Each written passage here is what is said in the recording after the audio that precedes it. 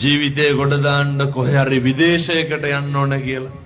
සුදුසු ප්‍රදේශය තමයි තෙරුවන් වැඩ ඉන්න භූමිය පින්නතුනි. සුදුසු ප්‍රදේශය තමයි මිත්‍යා දෘෂ්ටිය නැති ප්‍රදේශය. අපිට වෙන රටක හිටියනම් මෙහෙම බණ අහන්න පුළුවන්. මේ ලංකා දීපේ තුල වාමශ්‍රී දලදා හාමුදුරුව වැඩ ඉන්නවා. දකුණු දලදා හාමුදුරුව වැඩ ඉන්නවා. ඒ වගේම පටි ධාතුන් වහන්සේ නිදන් කරලා තියෙනවා. කේස ධාතුන් වහන්සේ නිදන් කරලා තියෙනවා.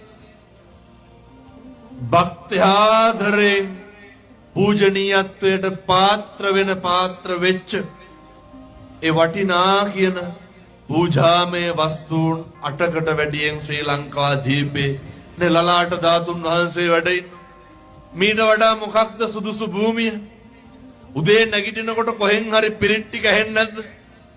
උදේ නැගිටිනකොට කොහෙන් හරි බණ ටික ඇහෙන්නේ නැද්ද? උදේ යනකොට පන්සල් පල්ලිය කෝවිල පේන්නේ නැද්ද? උදේ යනකොට හාමුදුරුවෝ දකින්න නැද්ද? බස් එක්කට නැග්ගත් ඇහෙන්නේ බුද්ධං සරණං ගච්ඡාමි කියලා. කඩේකට ගියත් හැන්දෑවට පිරිත් ටික ඇහෙන්නේ.